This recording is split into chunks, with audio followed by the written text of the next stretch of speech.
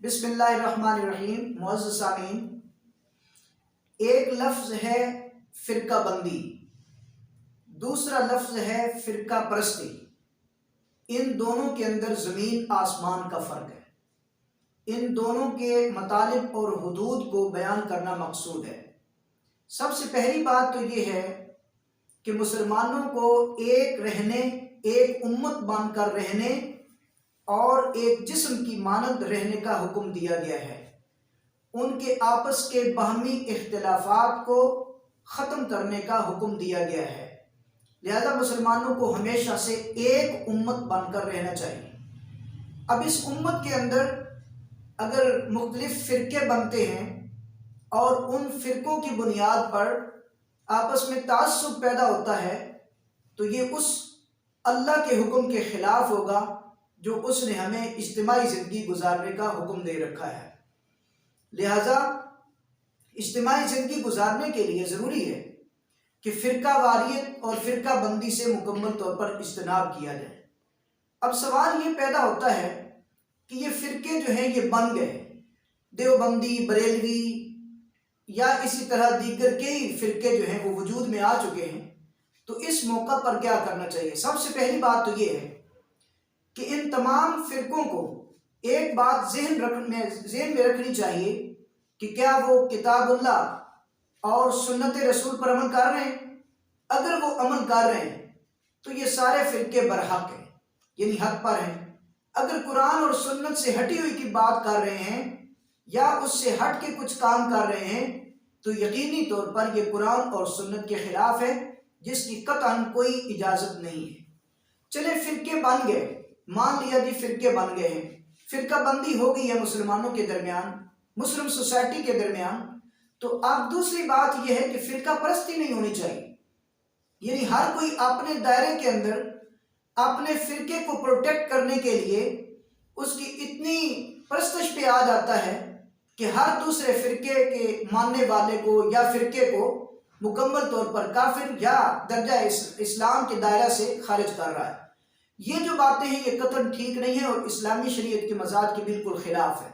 لہذا فرقہ بندی اگر ہو گئی تو فرقہ پرستی نہیں ہونی چاہیے۔ اس فرقہ بندی یا فرقہ پرستی کو ختم کرنے کے لیے ہمارے پاس اس وقت جو حل ہے وہ یہ ہے کہ مختلف جتنے بھی فرقے بنے ہوئے ہیں ان فرقوں کا بہرحال احترام کیا جانا چاہیے، ان کے اکابرین کا احترام کیا جانا چاہیے جب تک وہ قرآن اور سنت کے مطابق عمل کر رہے ہیں۔ ہاں اگر وہ اس کے ہٹتے ہیں تو پھر ظاہر ہے کہ یہاں پہ اس کو جو مناسب تنقید ہے، تنقید برائے اصلاح، اس کو کیا جا سکتا ہے، اس کی اجازت ہے۔ جہاں تک فرقہ پرستی کی بنیاد پر دوسروں کو کافر قرار دینا اور دوسروں کا اپنی مساجد میں آنے سے روکنا، یعنی ایک فرقے والا دوسرے فرقے والے کو اپنی مسجد میں آنے سے روک رہا ہے، یا وہ مسجد میں آ گیا ہے تو پھر اس کے جانے کے بعد اس مسجد کو دھونے کا حکم دیا جا رہا ہے کہ اس مسجد کو دھویا جائے، اس کے آنے کی وجہ سے یہ مسجد ناپاک ہوگی، نعوذ باللہ۔ اس طرح کا کنسیپٹ بڑا ہی نیرو کنسیپٹ ہے، لہذا اس کو دور ہونا چاہیے۔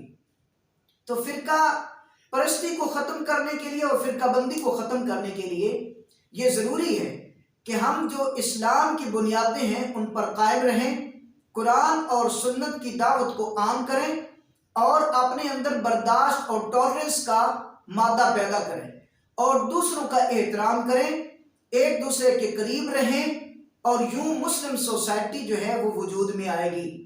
ہم دیکھتے ہیں کہ اللہ نے مختلف طریقوں سے ہمیں جوڑنے کا حکم دیا ہے، جیسے نماز پنجگانہ، 5 وقت کی نماز ہم پڑھتے ہیں تو اس میں مسلمانوں کی اجتماعیت کا درس ملتا ہے۔ اسی طرح ہم رمضان کے آنے پہ روزے رکھتے ہیں تو اس سے بھی ایک مکمل طور پر اجتماعیت کا درس ملتا ہے کہ دنیا میں جہاں کہیں مسلمان ہیں تمام ہی روزہ رکھ رہے ہوتے ہیں اور ایک ہی طرح کا عمل کر رہے ہوتے ہیں، تو اس سے مسلمانوں کو آپس میں جڑنے کا حکم دیا جا رہا ہے اور اس کا سبق ملتا ہے۔ دنیا میں مسلمان جہاں بھی ہوں، جس رنگ و نسل، جس علاقے کے مالک ہوں، جس علاقے کے رہنے والے ہوں، تو وہ کلمہ لا الہ الا اللہ محمد رسول اللہ اپنی زبان سے پڑھ رہے ہوتے ہیں۔ یہ بھی ہمیں اجتماعیت کا درس دیتا ہے۔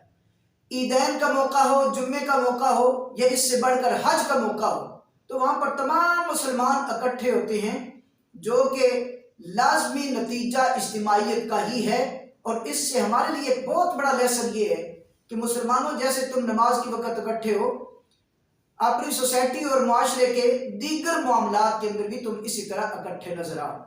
اللہ تعالیٰ نے ارشاد فرمایا ہے وَاعْتَصِمُوا بِحَبْلِ اللَّهِ جَمِيعًا وَلَا تَفَرَّقُوا، کہ تم سارے کے سارے اللہ کے رسی یعنی قرآن کریم کو مضبوطی سے پکڑ لو اور باہم تفرقوں کا شکار نہ ہو جاؤ۔ نبی کریم صلی اللہ علیہ وسلم نے ارشاد فرمایا کہ میری امت ایک جسم کی مانند ہے، اگر جسم کے کسی حصے میں تکلیف ہوتی ہے تو اس کا پورا جسم بلبلا اٹھتا ہے۔ بالکل اسی طرح تمام مسلمانوں کو ایک امت قرار دیا گیا ہے، لہذا فرقہ بندی اور فرقہ پرستی کا شکار نہیں ہونا چاہیے۔ اور یہ باتیں اب بہت ہو چکی ہیں، اب عمل کی طرف آنا چاہیے۔ برداشت پیدا کرتے ہوئے ایک دوسرے کی مساجد میں نماز پڑھی جائے اور ائمہ کے پیچھے نماز پڑھی جائے۔